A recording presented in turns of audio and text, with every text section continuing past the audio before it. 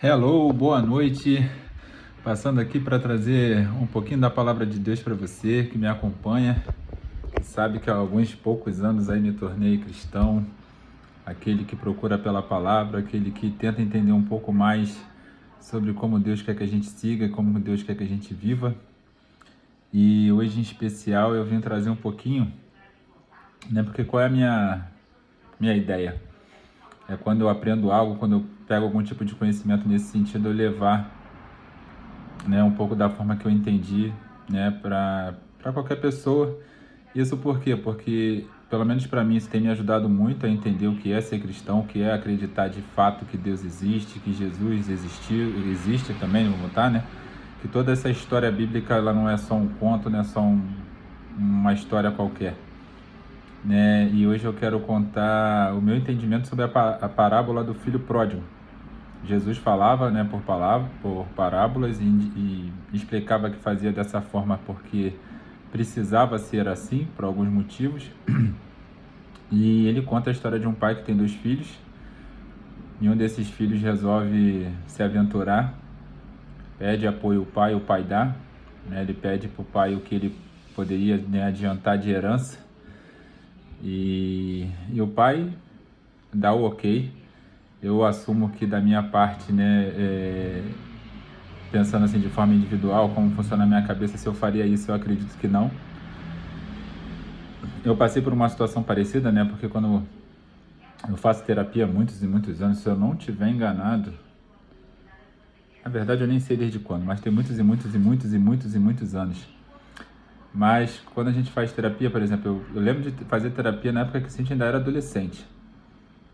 E eu passei por uma situação na qual a minha psicóloga falou assim pra mim: Rodolfo, você tem que deixar a Cíntia, tipo assim, se quebrar. Se você acha que ela vai se, como é que se fala? Que ela vai se arrebentar pegando esse caminho, é uma escolha dela. Se ela tiver que se arrebentar, é assim que a gente aprende a viver. E ela perguntou assim pra mim: você já não passou por tanta coisa na tua vida e não tá aqui hoje?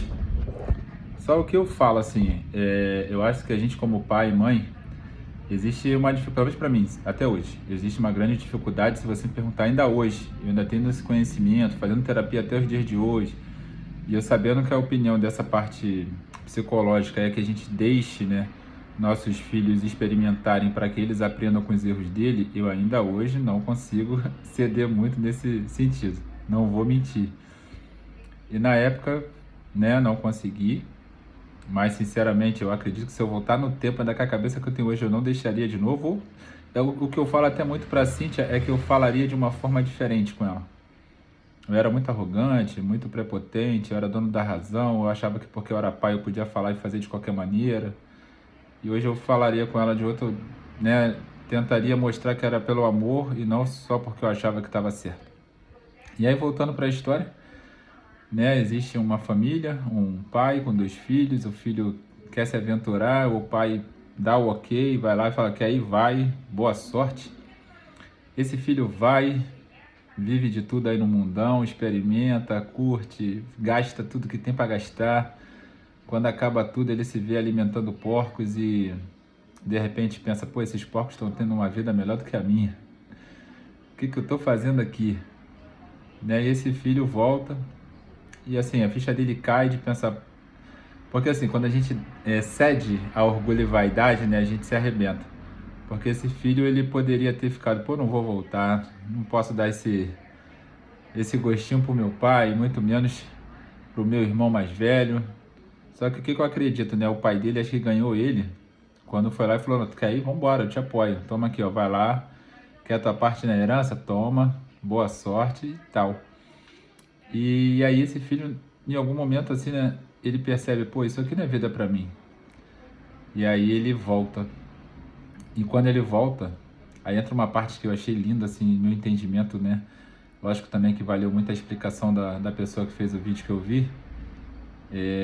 Qual o pai e qual a mãe que um filho volta depois de ter falado que vai se aventurar, que vai ganhar o mundo? Qual é o pai e a mãe que não fica absurdamente, infinitamente feliz de ver aquele filho voltar?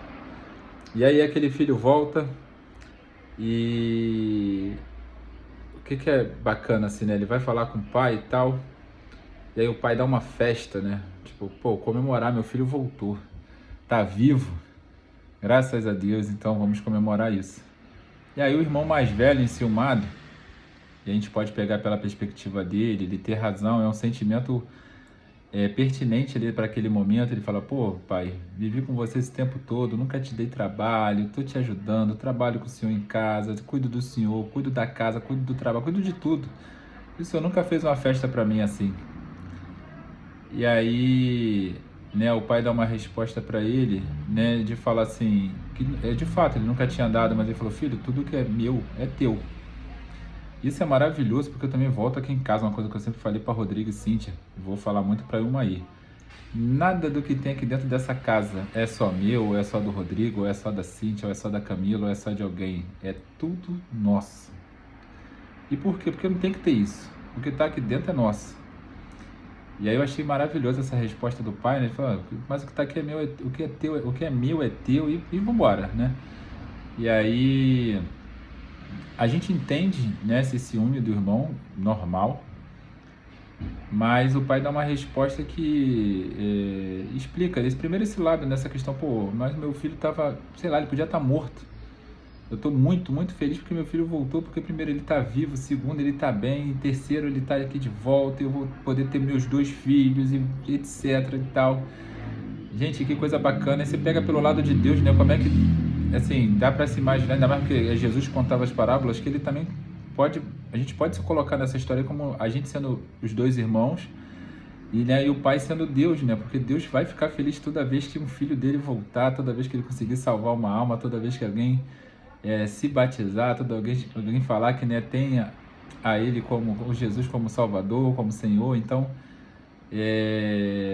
dá para ainda ir para esse lado, é muita coisa. Assim, esse texto é magnífico. Eu tô muito afim de estudar ainda mais ele, mas ele parte disso, né? Vai por isso. E aí, assim, quanto que é bacana, né? A gente poder estudar um pouco disso, trazer isso para nossa vida, não só pela parte religiosa, mas pelo dia a dia na prática. O quanto que é bacana a gente poder entender que o quanto é importante a gente estar com a nossa família unida, que tudo, não tem esse negócio de vaidade, de orgulho, a gente tem que vencer isso.